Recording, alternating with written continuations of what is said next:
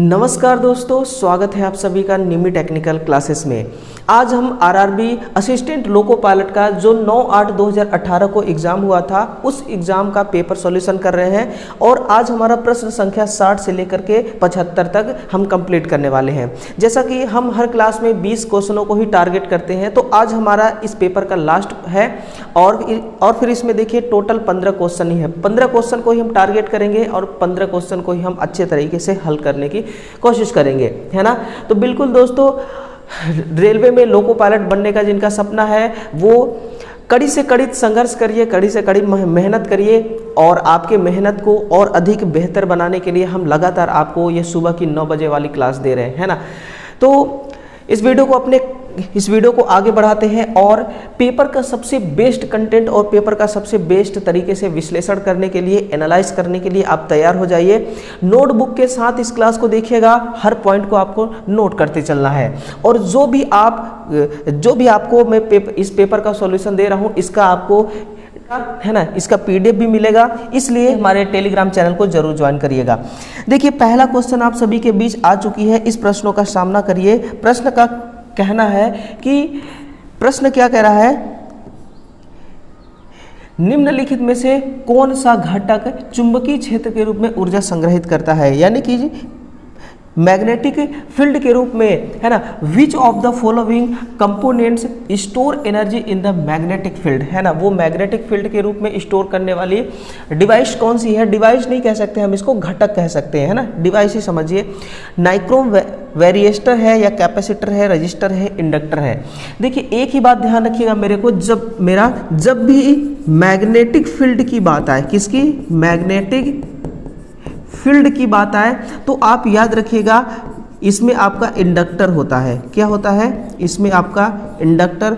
और जब भी बात आए आपका इलेक्ट्रिक फील्ड, किसकी बात आए, इलेक्ट्रिक फील्ड की, तब इसमें आपको याद रखना है कैपेसिटर, है ना। तो ये दोनों बातें याद रखिएगा, एग्जाम में काफी पूछा जाता है और ये देखिए मोस्ट इंपॉर्टेंट है ना। तो इसका आंसर क्या हो जाएगा, कार्बन इंडक्टर। कार्बन इंडक्टर क्या करता है, मैग्नेटिक फील्ड के रूप में यहाँ पर एनर्जी को ये स्टोर करती है, ठीक है ना। नेक्स्ट क्वेश्चन देखिएगा कि जब किसी प्रतिरोध को श्रेणी क्रम में संयोजित किया जाता है तो प्रत्येक प्रतिरोध से प्रवाहित होने वाली धारा कैसी होती है। बड़ा आसान क्वेश्चन है दोस्तों, है ना।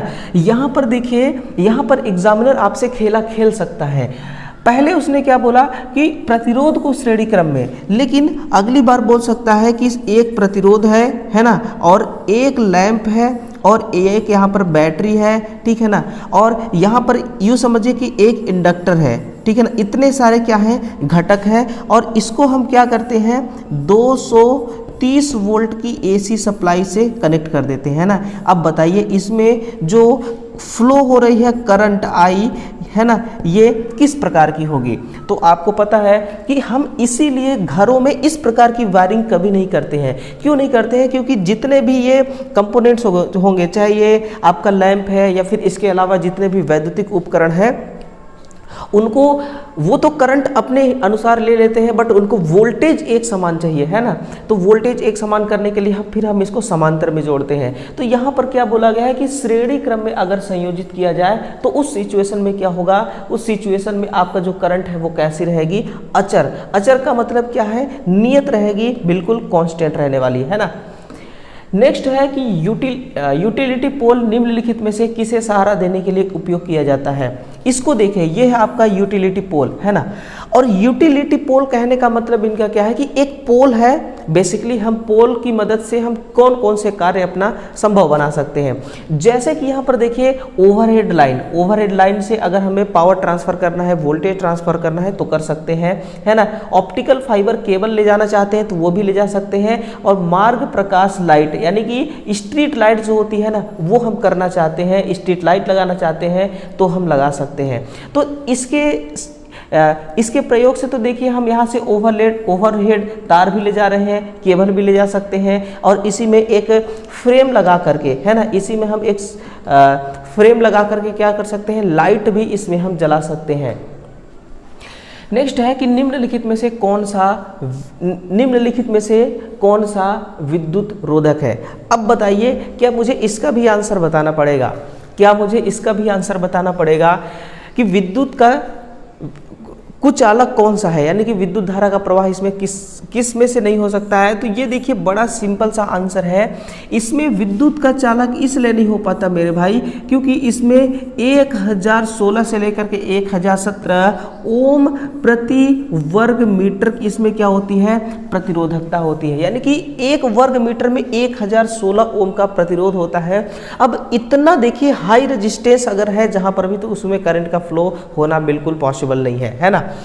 कॉपर में क्यों होता है धारा का प्रवाह, इसलिए होता है क्योंकि इसमें 97% इसमें क्या होते हैं, इलेक्ट्रॉन फ्लो होते हैं, ये इसकी क्या होता है, विद्युत चालकता होती है ना। सोना में होता है आपका 70% विद्युत की चालकता और चांदी में होती है 105% विद्युत की चालकता।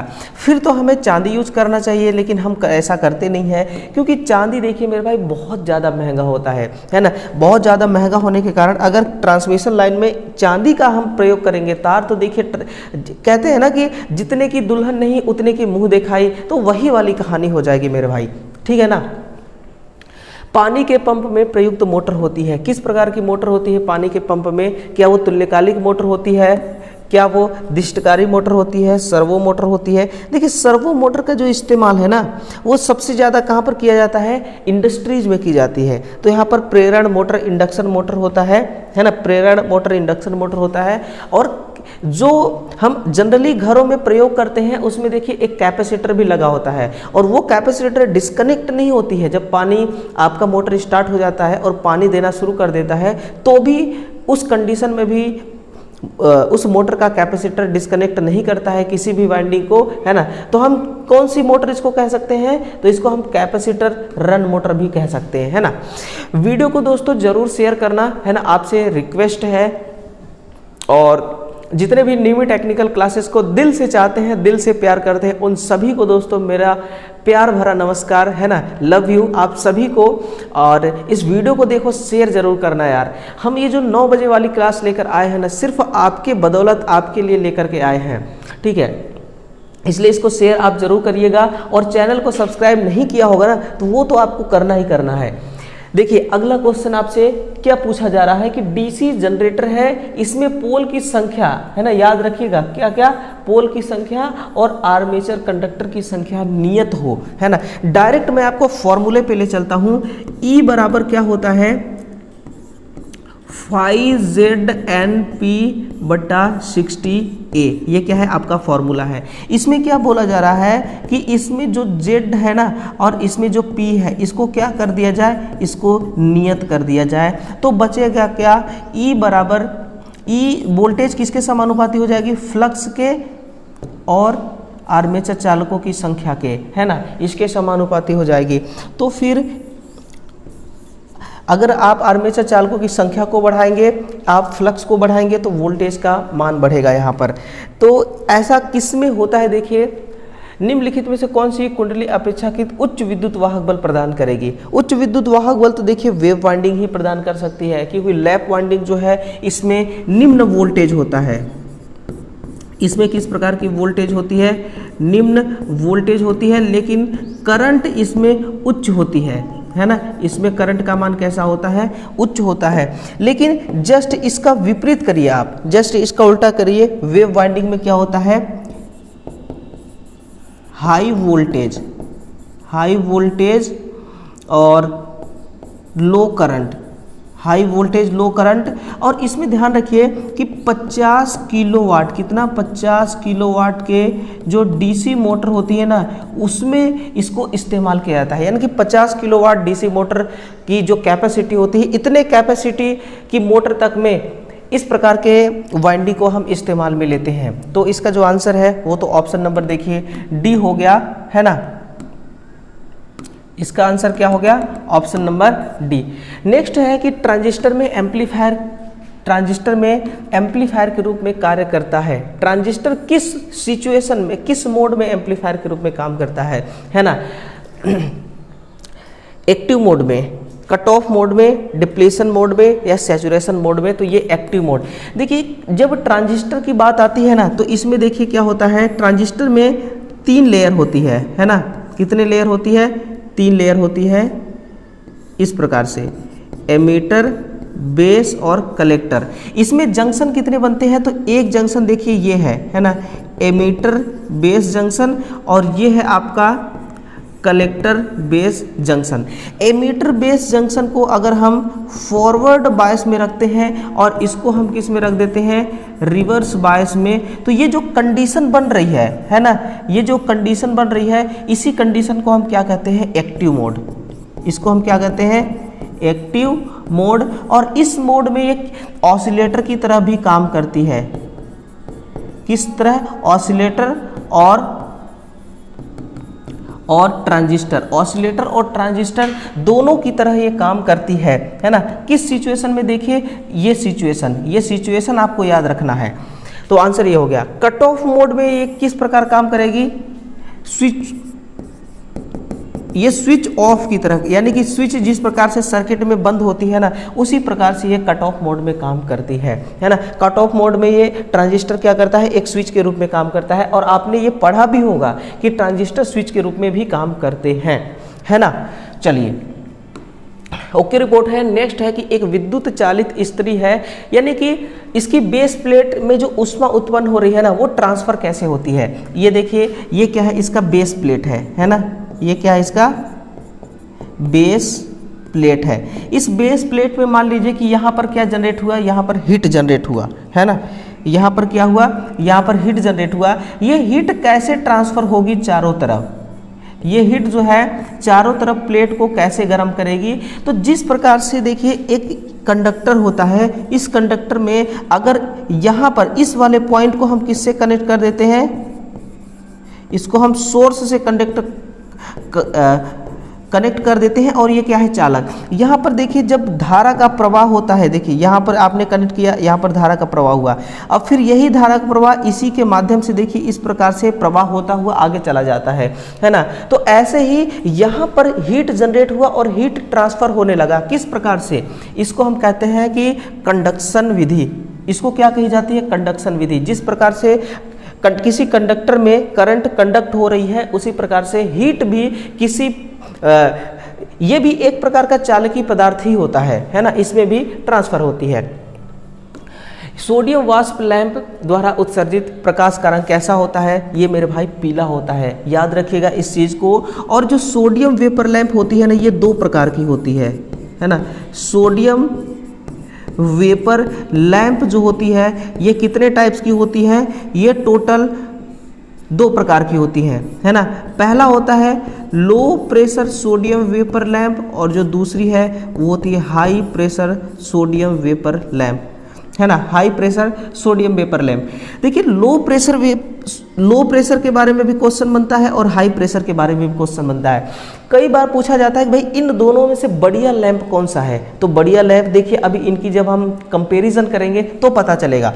लो प्रेशर में क्या होता है कि इसकी 25 से लेकर के 30, है ना, ज़्यादा से ज़्यादा 35, इससे ज़्यादा नहीं, लुमेन प्रति वॉट, है ना, 1 वॉट में इतना ल्यूमेन का प्रकाश उत्पन्न करती है। और ये है, ये 50 से 70 ल्यूमेन प्रति वॉट के हिसाब से ये क्या करती है, ये प्रकाश उत्पन्न करती है। और ये सामान्यतः 275, कितना, 275 या आई थिंक 575 वॉट तक की ये बनाई जाती है ना। इस डेटा को छोड़ते हैं तो इसमें से बेस्ट कौन हुआ, इसमें से तो बेस्ट आपका ये हो गया high pressure sodium vapour lamp. और इन दोनों में अगर किसकी बात करी जाए, इन दोनों में अगर गैस की बात करी जाए तो इसमें देखिए सोडियम गैस होती है, प्लस में नियोन गैस होती है, प्लस में 1% आर्गन, है ना,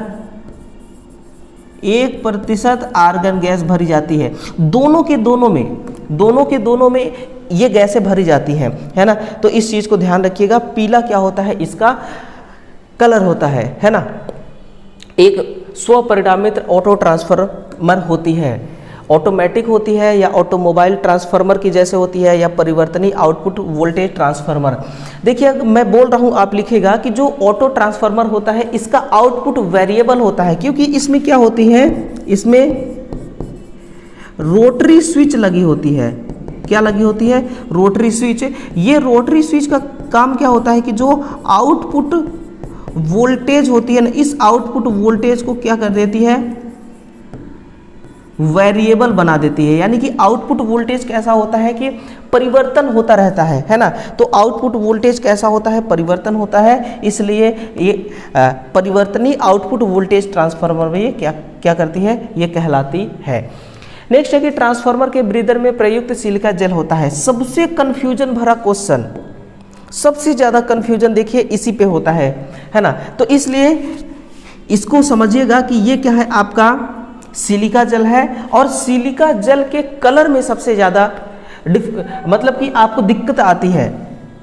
ये देखिए प्रयोग से पहले है ना, इसको लिखिएगा, ये कैसा है, प्रयोग से पहले, यानी कि यूज करने से पहले इसका रंग कैसा होता है, नीला होता है ना। यूँ भी कह सकते हैं कि जब नया नया होता है तो नीला रंग होता है। और ये है आपका प्रयोग के बाद, है ना, प्रयोग के बाद कैसा हो जाता है, ये हो जाता है हल्का गुलाबी, है ना। कैसा हो गया, ये हल्का गुलाबी रंग का हो गया। ये तो इसकी कलर की बात हो गई। लेकिन देखिए ब्रीदर में क्या भरा होता है, तो ये सिलिका जेल भरी होती है। इसको हम क्या कहते हैं, सिलिका जेल भरे कहते हैं, ये भरी होती है। लेकिन इसको हम दोबारा भी प्रयोग कर सकते हैं। अगर हमें दोबारा प्रयोग करना है, क्या करना है, हमें रीयूज्ड करना है, तो फिर हमें क्या करना होगा, हमें 50 से 60 डिग्री सेंटीग्रेड का इसको तापमान देना होगा, है ना। और जो नमी है, इस नमी को देखिए ख़त्म करके दोबारा इस प्रकार से बना सकते हैं, या फिर धूप में सुखाकर, या फिर धूप में सुखाकर। अब देखिए धूप में सुखा दीजिए या 50 से 60 डिग्री का टेम्परेचर दे दीजिए इसको किसी भी माध्यम से, है ना। ये सिलिका जेल क्या करेगा, पुनः इसको आप रीयूज कर सकते हैं, है ना। तो इसको ऐसा नहीं कि एक बार यूज़ करने के बाद इसको आप फेंक देंगे। ये देखिए आती भी बहुत महंगी है ना। 2 वॉल्यूम कैपेसिटर रन मोटर के प्रदर्शन को वर्गीकृत किया गया है। देखिए टू वॉल्यूम कैपेसिटर का मतलब क्या हो गया यहाँ पर, ये हो गया कि भाई आपके पास एक मोटर है, उस मोटर में 2 कैपेसिटर लगा हुआ है ना। एक कैपेसिटर जैसे ही मोटर स्टार्ट हो जाती है बढ़िया तरीके से तो वो डिस्कनेक्ट हो जाती है, और जो दूसरी है वो परमानेंट लगी रही होती है। तो कैपेसिटर का काम ये है कि टॉर्क को बढ़ाना, चाहे वो स्टार्टिंग का टॉर्क हो चाहे वो रनिंग का टॉर्क हो, है ना। स्टार्टिंग और रनिंग दोनों के टॉर्क को वो बढ़ा रही है, तो फिर आंसर उसके हिसाब से देखिए कि निम्न स्टार्टिंग टॉर्क, ये तो गलत हो गया। त्वरित रिवर्सल, है ना, ये भी गलत हो गया। क्विक रिवर्स, ये भी गलत हो गया। गति नियंत्रण ये कर नहीं सकती है ना। इसकी भारी लोड को स्टार्ट करने की क्षमता रखता है, यानी कि जितना हैवी लोड होगा ना उतना ही ज़्यादा टॉर्क की आवश्यकता होगी, और ज़्यादा टॉर्क कहाँ से मिल रही है, इस कैपेसिटर के माध्यम से मिल रही है। ओके, बैटरी की रेटिंग सामान्यतः किस में होती है, ये तो एम्पियर हावर में होती है ना, एम्पियर हावर में होती है। और याद रखिएगा एम्पियर हावर दक्षता इसीलिए किसी भी बैटरी की ज़्यादा होती है, और वॉट हावर दक्षता भी होती है, बट वॉट हावर दक्षता इससे कम होती है ना। 70 से 80% ही होती है वॉट हावर, और 80 से 90% होती है एम्पियर हावर। कल मैंने आपको जो सेशन दिया था ना, उसमें ये चीज़ें मैंने आपको बहुत डिटेल से समझाया। लास्ट क्वेश्चन है, देखिए बहुत अच्छा भी क्वेश्चन है। अच्छा, अभी ये भी बचा है कि भूमिगत तार डालने की सबसे आसान विधि क्या है। आपने देखा होगा कि क्या हो रहा है कि रोड के किनारे, सड़कों के किनारे किनारे देखिए क्या होता है कि अंडरग्राउंड केबल बिछाई जाती है ना। अंडरग्राउंड केबल बिछाने के बहुत सारे तरीके होते हैं, बहुत सारे सिस्टम होते हैं, लेकिन उसमें से एक सिस्टम है कि डायरेक्ट विधि, है ना, डायरेक्ट ब्यूरिल। डायरेक्ट इसको क्या किया जाता है, अंदर इसकी गड़ाई की जाती है ना। सबसे पहले जेसीबी से इसकी खुदाई कर लेंगे, और खुदाई करने के बाद इस पे केबल बिछा देंगे, जितने लेयर का केबल बिछाना होगा। फिर इस पे रेत डालेंगे, बालू मिट्टी डालेंगे, फिर इसको पूरा बराबर कर देंगे, है ना। तो इस प्रकार से अंडरग्राउंडिंग की जाती है, ठीक है। तो इसको हम कहते हैं डायरेक्ट गड़ाई। पाइप जैकिंग नहीं, जैकिंग के माध्यम से हम इसको नहीं गाड़ते हैं, है ना। अप्रत्यक्ष भी नहीं करते हैं और क्षैतिज दिशा में भी नहीं करते हैं। तो ये अंडरग्राउंड केबल है, देखिए। और अंडरग्राउंड केबल उतना सक्सेसफुल नहीं होता है ना, जितना कि ओवरहेड ट्रांसमिशन लाइन वाली होती है। बट ये जो डायरेक्ट रूप से खतरा होते हैं ना, जैसे आंधी तूफान, पानी, बारिश, है ना, कोरोना इफेक्ट, इस प्रकार की इसमें कोई बीमारी, इस प्रकार की इसमें कोई भी इफेक्ट नहीं होती है, कोई भी दिक्कत इसको नहीं आती है। ऑफलाइन यूपीएस की आवश्यकता होती है। ऑफलाइन यूपीएस को इंडक्टर, कैपेसिटर, प्रतिरोध, बैटरी, आप स्वयं बताइएगा। मैं आपको यहाँ पर बता रहा हूँ कि 21 प्रकार से यूपीएस होता है। देखिए सबसे पहले यहाँ पर क्या होगा, सप्लाई होती है ना, सबसे पहले सप्लाई होगी या तो 230 वोल्ट या फिर 415 वोल्ट की, यहाँ पर क्या है आपकी, ये है सप्लाई, है ना। इस सप्लाई को हमने कहाँ पर दे दिया, इस सप्लाई को हमने दिया रेक्टिफायर को, है ना, या फिर आप बोल सकते हैं चार्जर, रेक्टिफायर को दिया या फिर चार्जर को, है ना। अब यहां पर हमने एक लगा दिया बैटरी, ये क्या है, ये एक क्या है, बैटरी, है ना। इस बैटरी को हम यहां पर अंडरग्राउंड भी इस प्रकार से कर देते हैं। फिर आगे लगा हुआ है इन्वर्टर, ये क्या लगा हुआ है, ये है आपका इन्वर्टर, हर चीज़ का फंक्शन बताऊंगा। फिर यहाँ पर एक स्विच लगी है, ठीक है ना, ये क्या है, एक स्विच है, और यहाँ पर आपका लोड है, ठीक है ना। यहाँ पर लोड के रूप में कुछ भी हो सकता है। और एक देखिए हम डायरेक्ट रूप से यहाँ पर एक वायर पास करते हैं, यहाँ से जॉइंट लेते हैं, ठीक, और यहाँ पर एक स्विच लगा देते हैं, है ना। रास्ते में ही हमने क्या किया, एक स्विच लगा दिया। अब इसको डायरेक्ट हमने कहाँ पास कर दिया, ये पास कर दिया। अब देखिए ये तो है आपका बैटरी, मैंने डायरेक्ट आपका ये ब्लॉक डायग्राम ही बना दिया। ये 230 वोल्ट या 415 वोल्ट की सप्लाई है ना। मान लीजिए कि लोड को सप्लाई चाहिए हर कंडीशन में, चाहे लाइट रहे या ना रहे, तो कैसे सप्लाई दिया जाएगा। यहाँ से जो सप्लाई आ रही है वो ट्रांसफार्मर से आ रही है, हमने डायरेक्ट एक स्विच के माध्यम से बाईपास कर दिया लोड तक। जब तक मेन सप्लाई आ रही है तब तक तो चल रही है, कोई दिक्कत नहीं है।